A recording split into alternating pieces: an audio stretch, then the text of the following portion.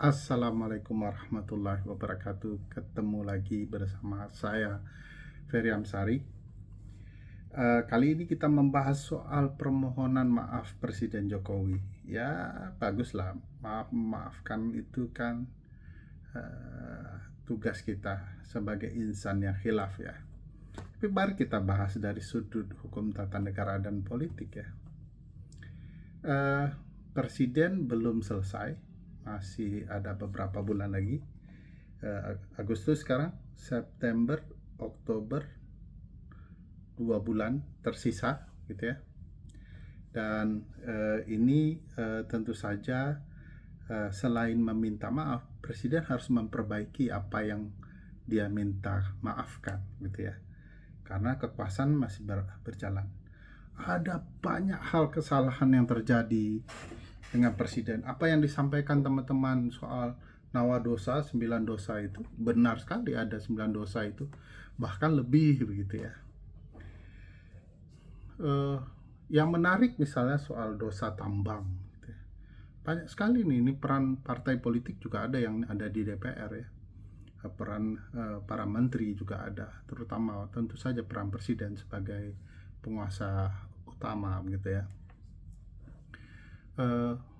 Izin tambang yang sangat terbuka setelah Undang-Undang Cipta Kerja dan Minerba yang menurut saya luar biasa, yang bisa diperbaiki Presiden.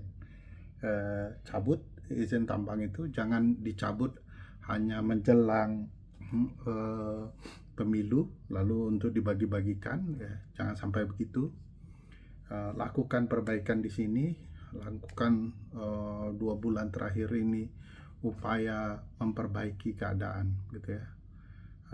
Misalnya dengan mencabut, mengeluarkan kembali Perpu Cipta Kerja yang mencabut seluruh undang-undang haram ini gitu ya.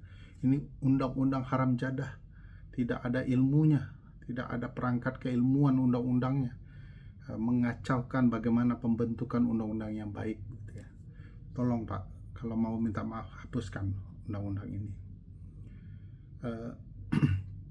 Jadi kalau mau dikaitkan dengan tambang dan segala macam, ayo cabut undang-undang Cipta Kerja, Minerba yang bermasalah itu, perbaiki sebaik-baiknya menjelang akhir tugas.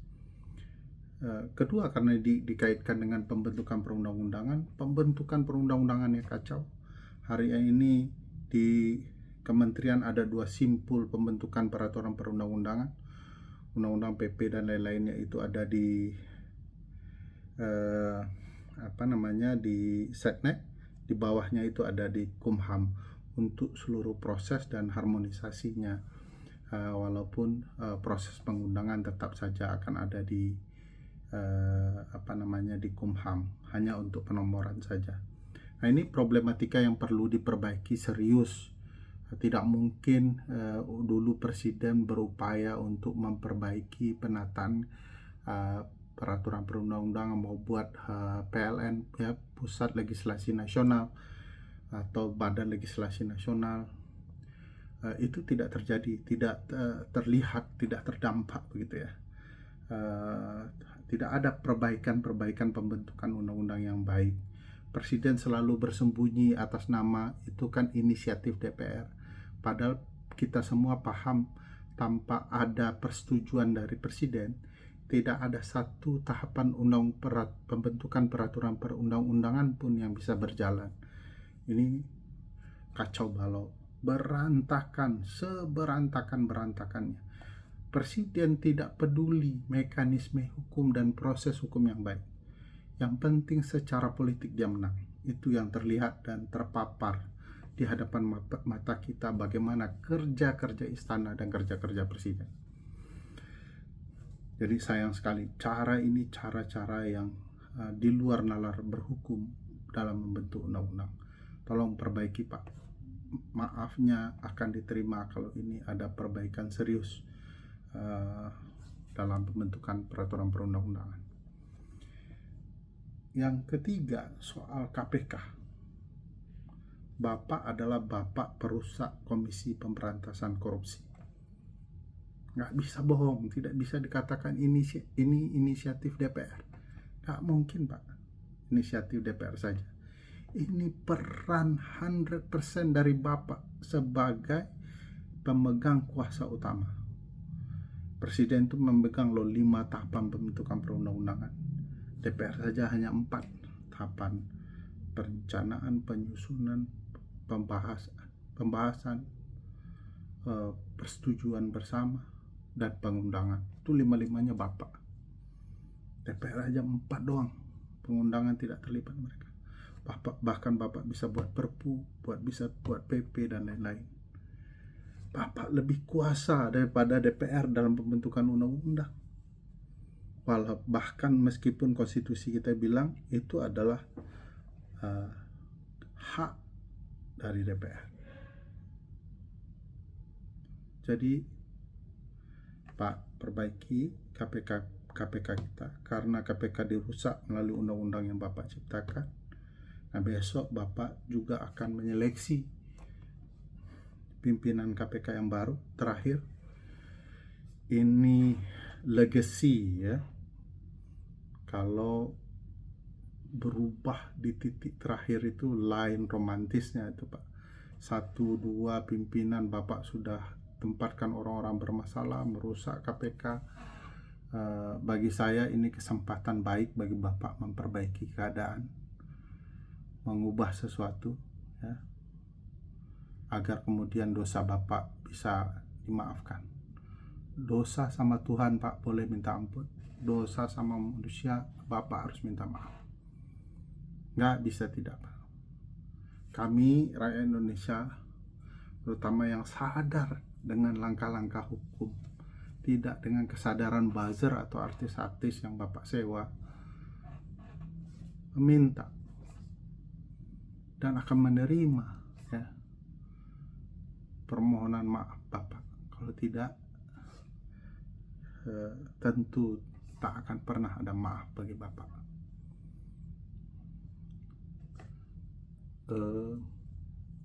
Ini aspek ketatanegaraan Mbak, bukan relasi manusia dan manusia saja.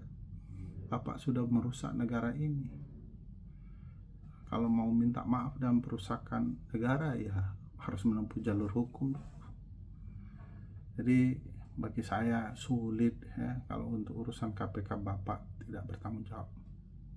Bapak sedang mempermainkan, meyakini dengan alat-alat politik Bapak, lingkaran-lingkaran Bapak yang sedang bekerja untuk merusak, menghancurkan KPK secara luar biasa. Itu sangat merusak, sangat memalukan. Keempat yang Bapak rusak dan sulit untuk memaafkannya adalah bagaimana Bapak saling membentur-benturkan warga negara, mempermainkan perasaan mereka.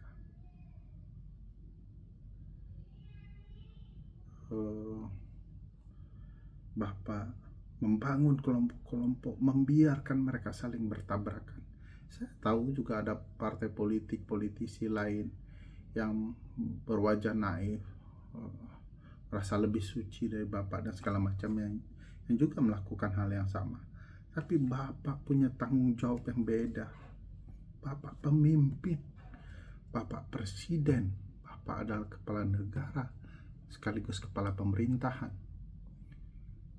Jadi saya berpikir tidak boleh seorang presiden mengabaikan konstitusi demi kepentingan politik, membiarkan warganya tikam menikam dalam kata-kata, dalam perbuatan, padahal Bapak punya kesempatan luas untuk menyatukan kami. Ini kesempatan bulan-bulan terakhir masa kekuasaan Bapak. Derai air mata Bapak tidak boleh lagi menjadi derai konyol, air mata buaya. Harus ada sesuatu yang Bapak harus lakukan dalam 2 bulan ini agar kembali kita kepada aspek ketatanegaraan, bahwa presiden yang setelah menyelesaikan masa jabatannya adalah pimpinan bangsa ini, bapak bangsa ini. Tidak boleh kemudian dia dicaci maki lagi. Sejarah akan terus mencatat kealpaannya dan dikenang karena kealpaan itu dan keberhasilannya.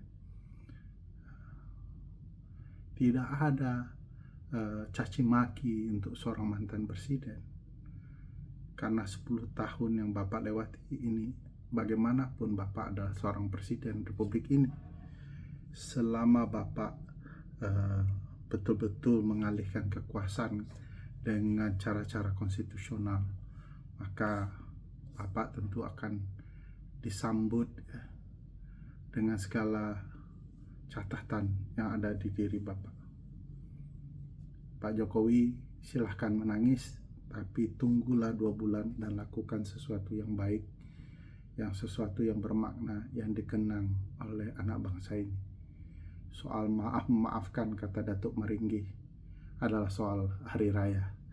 Tapi kita tahu dalam ketatanegaraan selalu terbuka pintu maaf. Tetapi mari perbaiki dulu, lakukan sesuatu, dan segala perbuatan yang melanggar hukum harus tetap dipertanggungjawabkan. Assalamualaikum warahmatullahi wabarakatuh.